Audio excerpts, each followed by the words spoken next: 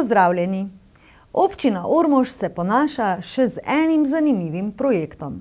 Tako sta župan Danijel Vrbnjak in direktor podjetja Bolkop d.o.o. Aleksander Bolcar v prisotnosti direktorice občinske uprave Milene Debeljak minuli teden podpisala gradbeno pogodbo za projekt Sprehajalno-tematska pot Svetinje Jeruzalem. Projekt pomeni trajnostno naravnano naložbo v visokokakovostno javno turistično infrastrukturo, ki bo okrepila konkurenčnost destinacije Jeruzalem, Slovenija, prispevala k razvoju trajnostnega turizma in izboljšala kakovost življenja lokalnih prebivalcev. Sprehajalna tematska pot Svetinje Jeruzalem bo povezovala dve znani turistični točki vinorodnega območja Slovenskih goric, Svetinje in Jeruzalem. Tako da gre za pomemben projekt v smislu turistične ponudbe v občini Ormož. Moram reči, da je danes res srečen dan, bi lahko rekel, za občino Ormož. Konec koncev veliko časa se že trudimo, da tudi na področju turizma izvedemo eno konkretno investicijo. Jaz mislim, da za to investicijo, ki bomo danes podpisali, bomo na področju turizma vsekakor pridobili dodano vrednost, novo doživetje, kar absolutno naša destinacija Jeruzalem, Slovenija potrebuje.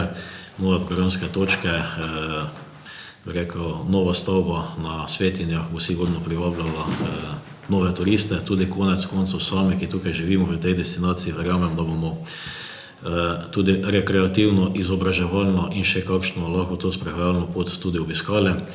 Ta sam projekt zajema obnovo 4,9 km sprehajalno-tematske poti, potem ureditev 6 programskih točk, 2 na hribu, oziroma 4 na hribu in pa 2 dolinski točki. Te programske točke zajemajo pergole, potem postajališča za kolesarje, za pohodnike, potem ležalnike. Vse te programske točke pa so tudi zelo lepo urejene, saj predvidevajo tudi zasaditev dreves rastlinja, tako da bo dejansko tudi sama zelena zasaditev urejena. Potem ena izmed teh točk, programskih točk, mi jo imenujemo programska točka 1, je tudi interpretacijski center, ki zajema turistično-informacijski center, potem objekt bo namenjen tudi za shranjevanje in pa izposojo koles, potem zajeta bodo tudi zunanja stojala za kolesa, potem predstavljali bomo tudi avtohtone sorte trsov, potem pergola s klopjo za počitek bo tudi postavljena in pa parkirišče za avtomobile, 15 parkirnih mest na novo, potem parkirišče za invalide, 2 parkirni mesti in informacijske table, zemljevidi te krožne tematske poti, kjer si bodo lahko obiskovalci natančneje pogledali dejansko, kakšna je ta nova tematska pot. Vrednost gradbene pogodbe znaša slabih 800 000 evrov. Podjetje Bolkop bo razen gradbenih del poskrbelo za vso potrebno opremo od koles naprej. Večji del vrednosti investicije bo pokrila občina, zajeten znesek pa bo državnih nepovratnih sredstev. Namreč bili smo uspešni na javnem razpisu, ki ga je razpisal Slovenski regionalni sklad za javno turistično infrastrukturo, kjer smo bili deležni oziroma smo deležni 350 000 evrov nepovratnih sredstev, kar je tudi najvišji možni znesek, ki smo ga lahko na razpisu prejeli. Če samo povem, da je bilo uspešnih 18 občin na tem razpisu, razpon nepovratnih sredstev, koliko jih je bilo možno dobiti, je bil od 50 000 do 350 000, tako da smo na srečo dobili maksimalen znesek, ki smo ga lahko dobili. Zdaj sama časovnica projekta, pričetek del bo v najkrajšem možnem času. Zdaj že imamo predvideno dinamiko črpanja v letošnjem letu. Projekt pa je planiran, da se izvaja v sicer 3 letih, ampak bomo glede na tudi finančne zmožnosti zadevo poskušali tudi prej izvesti. Sprehajalna tematska pot Svetinje Jeruzalem bo tako ponujala rekreacijo, kulinariko, enologijo in kulturno dediščino. Obiskovalcem bo omogočila kakovostno preživljanje prostega časa v naravi, obogatenega s edinstvenimi zgodbami vinorodne krajine in inovativnimi digitalnimi doživetji. Zaključek projekta je predviden najkasneje do konca julija 2027. Minulo soboto je v Središču ob Dravi potekal simpozij z naslovom Oživljanje preteklosti za prihodnost. Od arheoloških najdišč in literarne dediščine do turističnih destinacij. Simpozij je potekal v organizaciji Zavoda za kulturo, izobraževanje in svetovanje Prasila oziroma v organizaciji domačinke, diplomirane literarne komparativistke, pisateljice, pesnice in neotrudne raziskovalke prleške domozlanske literature Helene Srnec. Heleni Srnec je s sodelovanjem domače občine, Pokrajinskega muzeja Ptuj-Ormož, Univerze na Primorskem in podjetjem Fagus GIS uspel neprecenljiv projekt, ki se po tematiki in strokovnosti lahko primerja z vrhunskimi raziskovalnimi projekti, ki skozi arheološke, zgodovinske in kulturno-zgodovinske raziskave služijo predstavitvi preteklosti nekega kraja. Ideja za pripravo takšnega simpozija ni slučajna. V bistvu, ko razmišljaš, kaj bi lahko dobrega doprinesel svojemu kraju, kot me vsi poznate, delam večinoma na področju literarne, kulturne dediščine, ampak če želimo središče recimo predstaviti kot celostno zadevo, pa se moramo še premakniti malo bolj nazaj, Tako da nekako je prišlo do ideje, da bi res začeli z arheologijo, ugotovili, kaj dejansko je bilo nekoč na našem koncu in kraju, potem pa tako lepo se premaknili počasi skozi preteklost v sedanjost in načrtovali temelje za prihodnost. No, verjamem, da bomo danes deležni posebnih referatov oziroma predstavitev. Kdo pa bo se sodeloval? Ja, predstavljeni bo kar 8 referatov, sodelovala bo tudi Univerza na Primorskem, potem Pokrajinski muzej Ptuj-Ormož, sodelujem tudi jaz s prispevkom o literatih, potem gospod Lev Detela, Franc Krnjak, sicer ga bom jaz nadomestila, ker je žal gospod zbolel, in pa Samo Žerjav kot profesor zgodovine in geografije. Osrečili so nas svojim prihodom pa tudi nekdanja družina iz Obreža, v bistvu sinova Elko in Lučko Borko, ki bosta predstavila svojega očeta in pa seveda dedeka.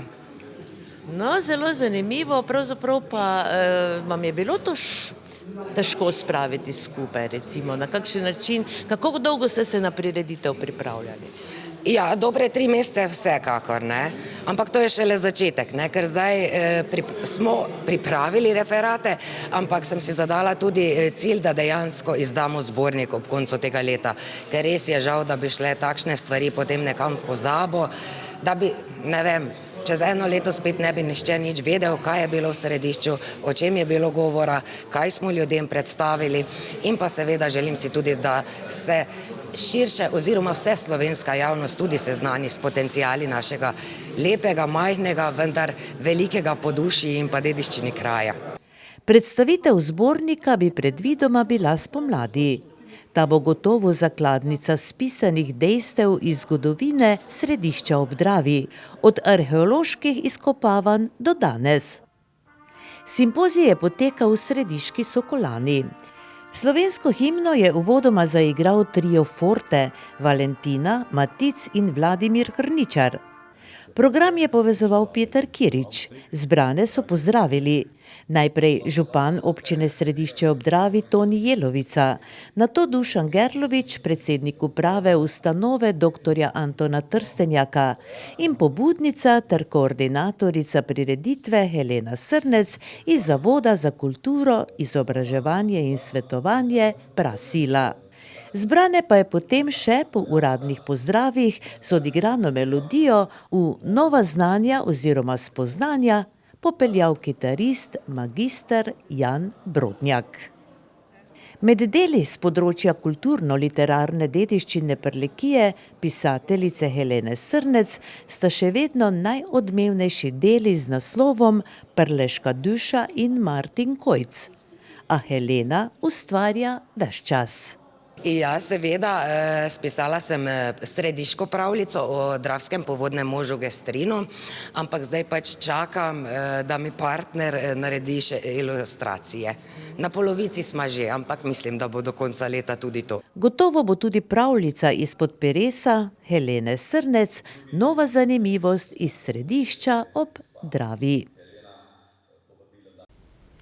Kot je znano, prostovoljno gasilsko društvo Miklavž pri Ormožu, razen svojega osnovnega poslanstva, veliko pozornosti namenja tehnični in kulturni dediščini. Tamkajšnji gasilski dom se ponaša z bogato opremljenim gasilskim muzejem ter z lepo urejeno okolico, kjer ne manjka vinske trte, ki se vzpenja, kot pravijo, po značilnem prleškem latniku. Dober teden pa plato pred gasilskim domom krasi še domiselna skulptura, ki jo je za miklavške gasilce izdelal domačin Franček Puklavec iz Zasavcev. Gasilska trgatev, ki je bila druga po vrsti, je potekala pred kratkim in je predstavljala še en družaben dogodek v nizu letnih dogodkov, ki jih pripravljajo gasilci prostovoljnega gasilskega društva Miklavž pri Ormožu. Simbolično trgatev so opravili mladi domačini, ki menijo, da je trta dobro obrodila. Živa, kako je šlo? Super, res je bila dobre jagode so bile lepe, brez rumenice, super. Torej bo teklo najbrž, ne? Bobo. Ti si bil putar, ne? Vidim, da imaš tudi temu primerno palico. Kaj pomenijo ti znaki na palici? Ja, to pomeni vsaka puta, ki se je nanesla iz goric v Preše, je ena črtica, vsaka 10 pa X. Kar nekaj si iznosil, ne? Ja. Ti velikokrat greš na kakšno takšno podobno trgatev? Ja, kar nekajkrat. To pomeni, da imaš prakso, ne? Ja, In najbrž niti ni slučajno, da so te torej danes povabili zraven. ja, ne je. In kako je bilo, kako ti je šlo to opravilo? Super, res ne je bilo dobro, pa super so jagode. Drugi del prireditve pa je bil namenjen slavnostnemu odkritju posebne skulpture izpod rok Frančeka Puklavca iz Zasavcev, ki odslej krasi prireditveni prostor pred gasilskim domom. Najprej je zbrane pozdravil predsednik prostovoljnega gasilskega društva in predsednik krajevne skupnosti Miklavž pri Ormožu Boštjan Kosanč. Iskrena hvala vsem za trud, ki se borite, da je tukaj pri Miklavžu tako, kot je v gasilskem društvu in da muzej deluje tako dobro, seveda z našim Mirkom na čelu in njegovo ekipo, da prihajajo ljudje sem, da so zadovoljni in imamo skozi lepo povpraševanje za ogled našega muzeja.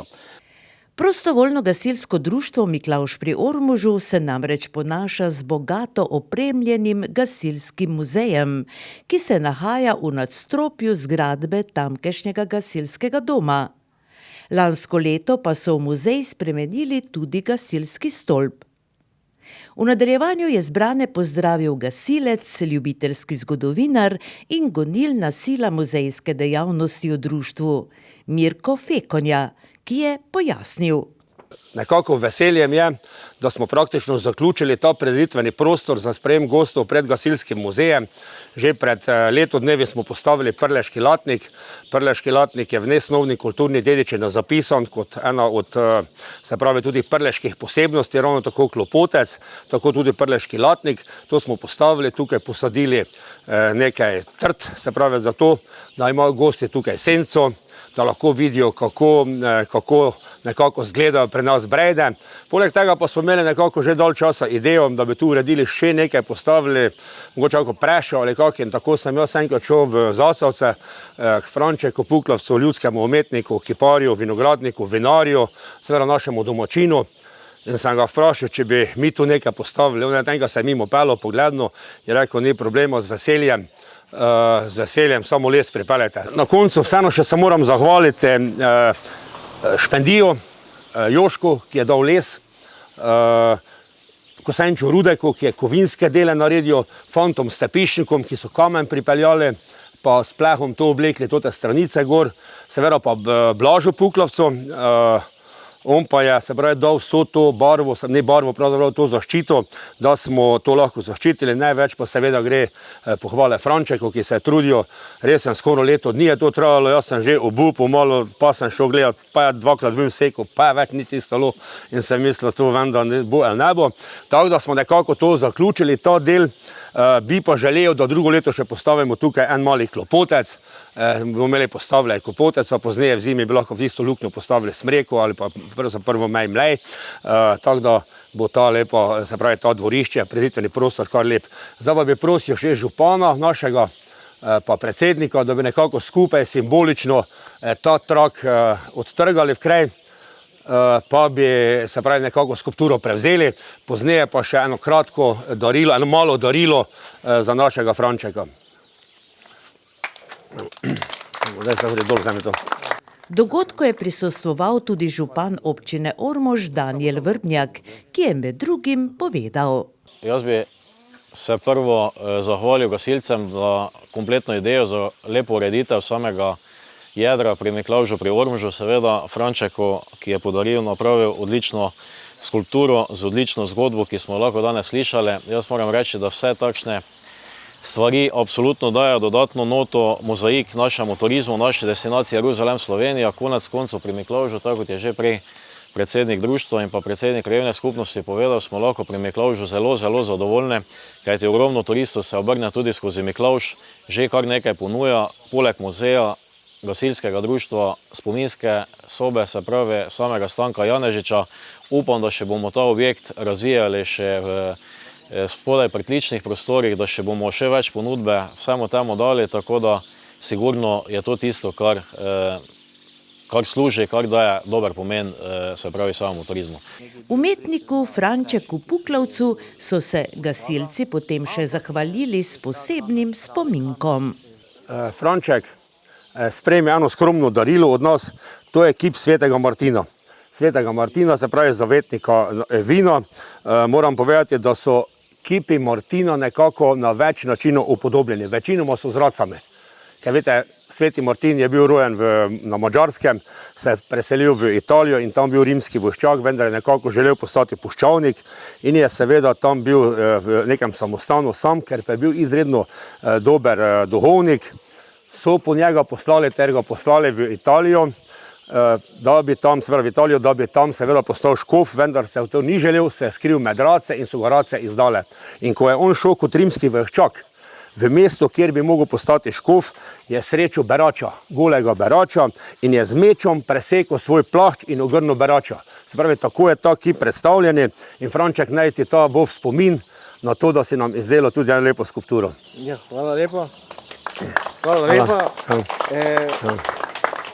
Moram povedati tako, to je eno skromnost, ki sem ga jaz nekje tu napravil, ampak vi, taki pridni, kot ste mnogo več ur nekje žrtvovali za naš kraj, pa za vse. In sem vesel, da sem lahko sodeloval tudi z vami skupaj, pa tudi en del dal tudi za vas. Franca Puklavca pravzaprav še najbolj poznamo po uspešni turistični kmetiji Puklavec v Zasavcih. Malo manj pa kot kiparja. Kot pravi, se je za rezbarjanje oziroma za kiparstvo navdušil že v mladih letih. Nekje v moji mladosti sem malo več videl, ko sem se sprehajal po gozdu, pa določene tiste, nekaj malo več je v mojih očih bilo kot nekih drugih. Ampak včasih sem mislil, tako lepe kraje imamo tu, da to lahko malo upodobim tudi. Naši predniki so tudi včasih na sode pa visi razbarjali gor, pa to se rekel. Pa, ko smo obiskali razne kulturne spomenike, smo videli, ker tam tudi nekaj so nekdo ustvarjal, rekel, zakaj pa še jaz ne bi nekaj. In potem nekaj okrog 88 leta so bili prve moje izdelke, ki niso bili glih takšni, kot bi mogli biti, ampak je malo podoba bila, Pol pa sem vedno izpopolnjeval to, pa vedno se trudil več, moram povedati, da ogromno fizičnega dela tu zraven. Natančnosti, moram povedati, z temi ostrimi orodji in hvala Bogu, še imam vse prstane, že nobene ni šel ven, Najprvo treba v grobe obdelati, posebno les, ampak še večjo veselje mi je s kamna. kamen dalj časa drži. Les je nekje ni toliko trajen, ampak je lepši po svojem. Ampak ta dva nekje sta mi pri srcu zrasla, les pa kamen. To je nekaj tu narava, ki v njo živimo in gozd, ki daje posebno čar to te lese.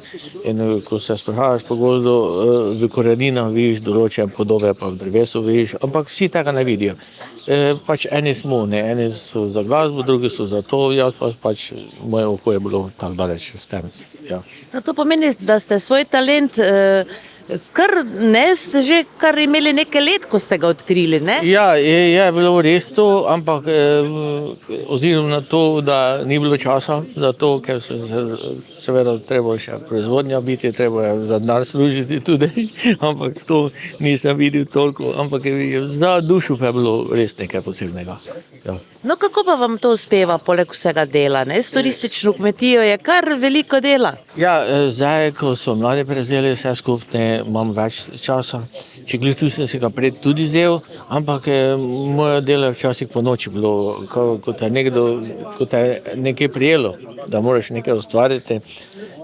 Ni bilo, če gledaš v poznih urah, še sem imel čas za to, pa sem še nekaj trudil za to. Ampak ko je nastala neka stvar, moram povedati, sem bil zelo zadovoljen, ne, da seveda, ker nekaj so videti, ne. Včasih gledamo to moderno slikarstvo, vse skupaj si mislim, tisti stari, ki so bili kipari, pa umetniki, ki so risali, so nastale določene slike, pa ti, ki celi svet razume. Ta novejše cveti pa zdaj pravim, da samo eni razumejo določene slike, ne. Oni ostali pa ne, ampak jaz sem šel po starem, mogoče sem mimo, mogoče nima prav, ne. Ampak to je pač moj hobi, moj za dušo in čisto pač sem zadovoljen s tem, kar mi je uspelo. Kje pa se dajo videti vaši izdelki? Kje jih je največ? Moram povedati, da še že enkrat imel razstavo svojo, kar je še tisto nekje res uspešno. Pol pa je na naših turističnih kreativih večina tega, večino pa sem že podaril mojim sorodnikom, tisti, ki so največ mi pomenijo, in se tudi to nekaj razdelil mojim vnukecom, mojim tisti najbližjim, da nekaj spomin imeli za mene. Ja, ja. Kakšen les je to? To je hrast. Tudi včasih iz drugega lesa napravim kaj, kar ni najboljše, ker ne bo tako trajno, kot je hrast. Ampak vidim vse v lesu, ne v bistvu podoba samega lesa, ko je zraslo oblikovati. Žal včasih ne bo to tako trajno, ampak da nekaj posebnega. Ja. Bi nam prosim opisali, torej, kaj ta skulptura prikazuje? Ja, malo sem jaz nekaj skrajšal to, ne. Mislil sem še zadaj napraviti, ampak pol ne bi toliko interesantno bilo, ne, pa sem samo prvi del. Tako da kot naš delavec, naš putar, ki je nekaj garal v teh ribih, ko je nesel, je skrit pod soncem, nekje notri, mislim, trta pokriva obraz njegov, da ne rabi, ker je pač sklonjen notri. In seveda, kar je bilo tradicionalno v starih časih, ti ljudje, ki so težko delali, so tudi morali nekaj spiti, sem dal še dole pletenko zraven. Seveda, da ne bi samo trta bila, pa sem še kruh upodobil, pa je tu žitno klašče zraven, v bistvu, da predstavlja celo naše tiste dobrote, ki seveda imamo v tej kraji. Poleg bogato opremljenega gasilskega muzeja v gasilskem domu Miklavž pri Ormožu, tako tamkajšnji gasilci na ogled ponujajo novo atrakcijo, ki si jo je vredno ogledati. V oljarni Jeruzalem Sad središče ob Dravi je minulo soboto potekal tradicionalni 22. praznik buč. Posebnost letošnjega praznika je bila kar 22-metrska bučna rolada, ki so jo razdelili med obiskovalce, a tudi možnost obiska energijskega parka, ki so ga postavili ob oljarni. Praznik buč v središki oljarni je vedno velik praznik. Vsega je bilo. Od bogate ponudbe jedi iz bučnic, buč in bučnega olja ter ostalih dobrot, do glasbe, plesa, pa seveda do splošnega dobrega vzdušja, ki je tako kot običajno bilo omamno. Malo zaradi dišečega olja in bučnih dobrot, predvsem pa zaradi navdušenih obiskovalcev od vsepovsod. Res je, veseli smo, vreme nam služi, rolado smo spekli, rolada je razstavljena in zelo kmalu bomo jo začeli rezati. No, zanimivo je tudi to, da kljub temu, da je bilo nekaj premora vmes, da se je danes zopet zbrala množica. Ja, ko je bil COVID, takrat nismo imeli tega praznika. V lanskem letu smo zaradi velike napovedi dežja, kar je tudi bilo, dejansko odpovedali praznik buč. Letos pa se je to vse skupaj podvojilo in veseli smo, da so obiskovalci prišli na ta naš dogodek, na ta naš praznik buč in pa seveda, da razrežemo in pojemo to 22-metrsko rolado, katero so naše sodelavke pekle in se trudile, da je takšna, kot pač danes je na mizah. Pa morda še kaj o novostih v oljarni, kaj se trenutno dogaja? Naši izdelki so trenutno standardni, danes pa odpiramo energijski park Splavnica, to pa je neka dodana vrednost, tako da ja, tudi za okolje malo skrbimo in smo poskrbeli, poiskali te energijske točke in tam v tem prostoru se ljudje lahko malo tudi oddahnejo, malo sprostijo in tudi kaj za svoje telo in pa dušo naredijo, zraven seveda odličnega bučnega olja, ki ga pri nas dobijo. Gospod župan, leto je naokrog in spet se veselimo torej na prazniku buč, kljub temu, da je bil sedaj zadnje čase malo okrnjen, je letos to spet velika prireditev. Se veselite tega na občini? Ja, res je, kot sem že sam omenil v nagovoru, me veseli, ker je to že 22. praznik buč. Tradicija, to pomeni tradicija oljarne, ki je več kot 100-letna tradicija in veseli nas, da se ta praznik ohranja in upam, da tudi v bodoče še večjem številu več razstavljalcev, ker s tem se predstavlja kot sama oljarna in pa tudi kot naš kaj središče, ne samo v Sloveniji, ampak tudi onkraj meja. Se vam zdi oljarna pripomore kaj k promociji same vaše občine s tem svojim oljem, no?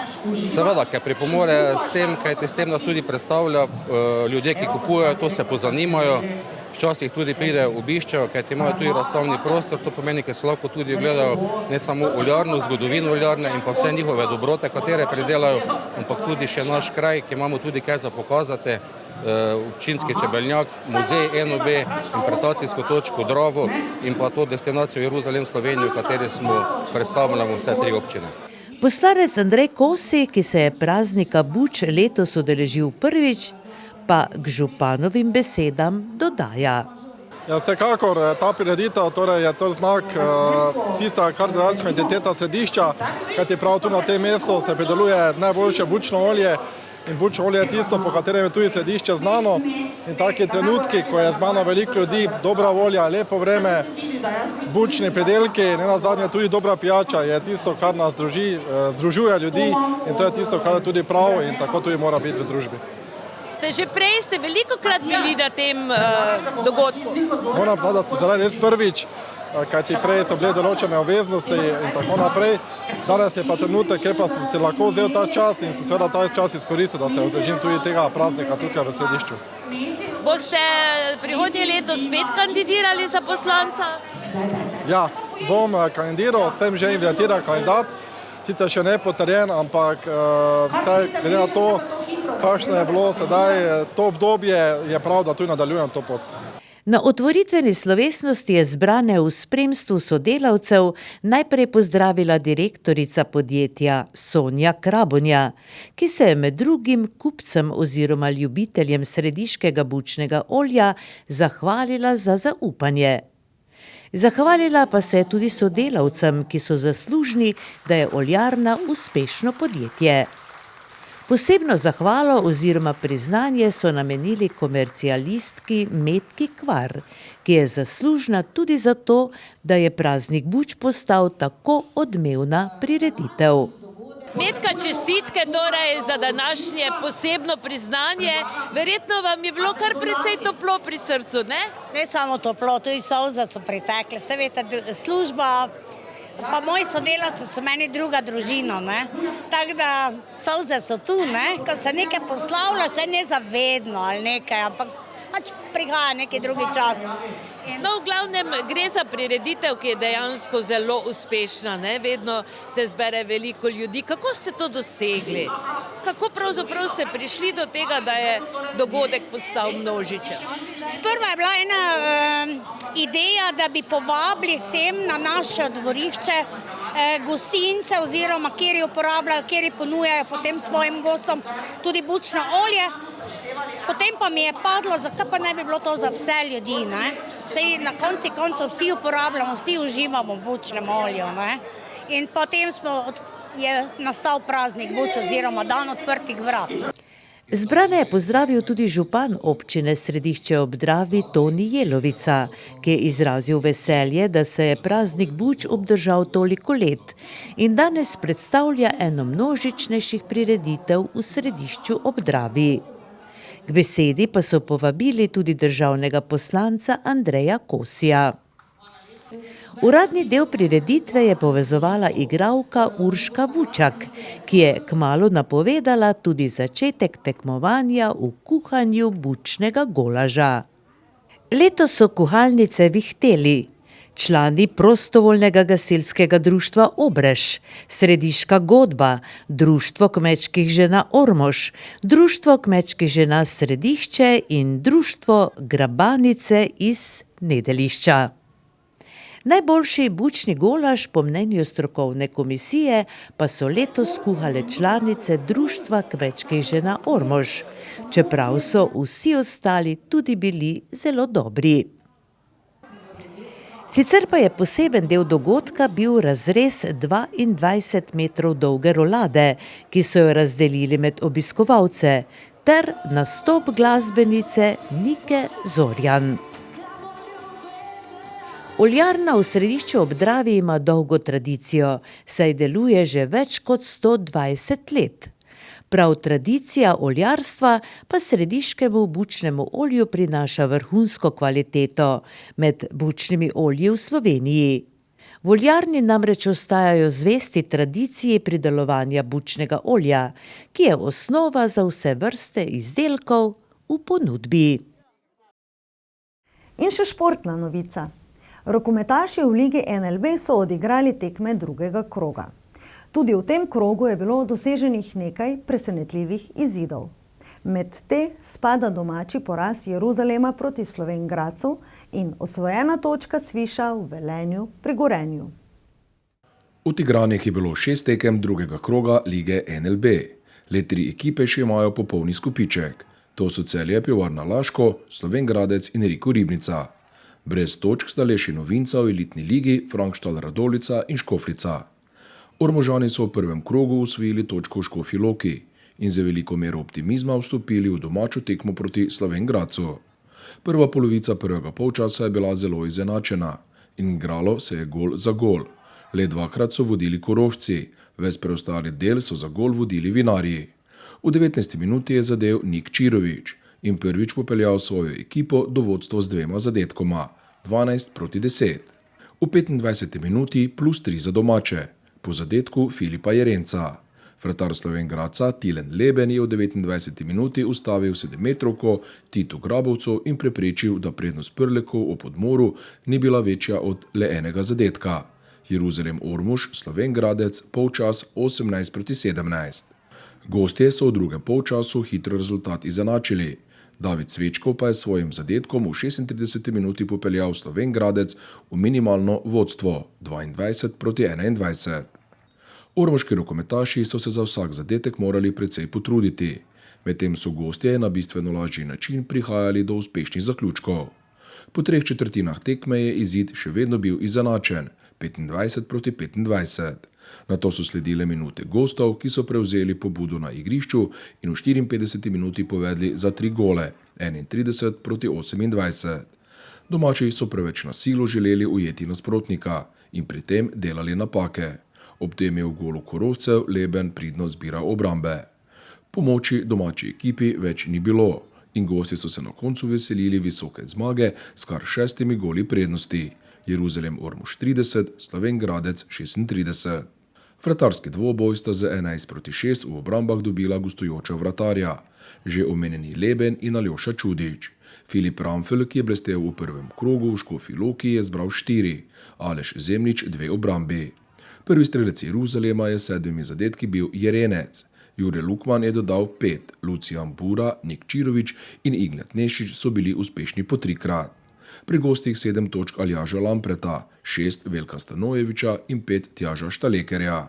V tretjem krogu Ormožane v petek 19. septembra ob 18:30 čaka gostovanje na Kodeljevem pri Slovanu. Slovenj Gradec na domačem terenu čaka derbi kroga proti Celju.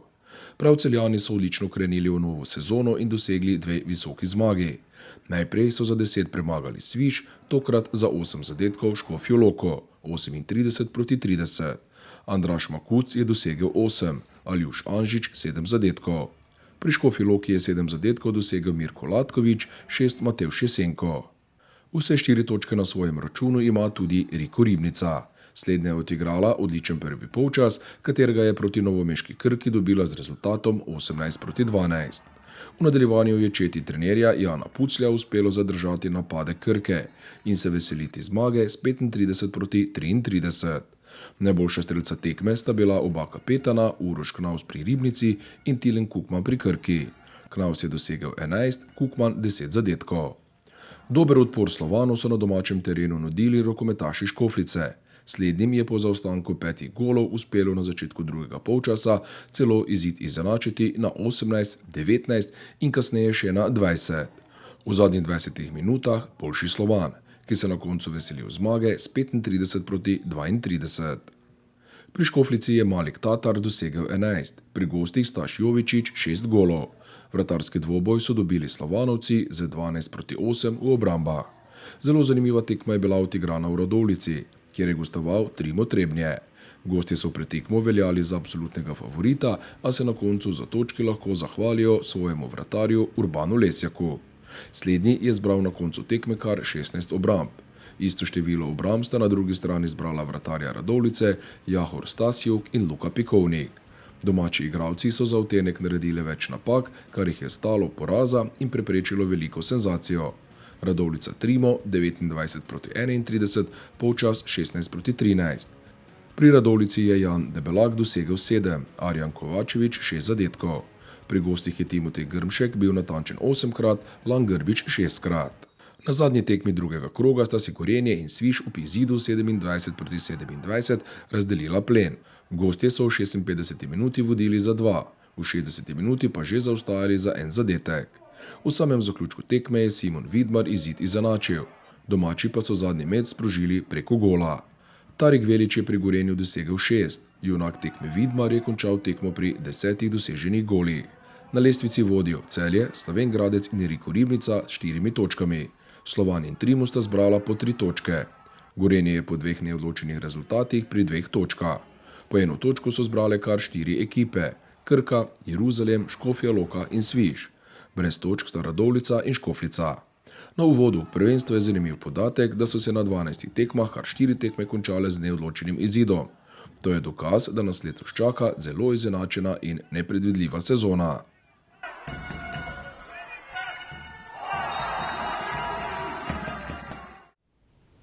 To je za tokrat vse. Seveda vas v našo družbo vabimo tudi čez teden dni, ko boste med drugim lahko izvedeli, kdo so zaslužni krajani, ki so letos prejeli priznanja krajevnih skupnosti Ormož in Ivanjkovci. Tudi na slavnostni otvoritvi atletske steze in igrišča z umetno travo v središču ob Dravi bomo zraven. Pa najbrž še kje. Zaenkrat pa hvala za pozornost in nasvidenje.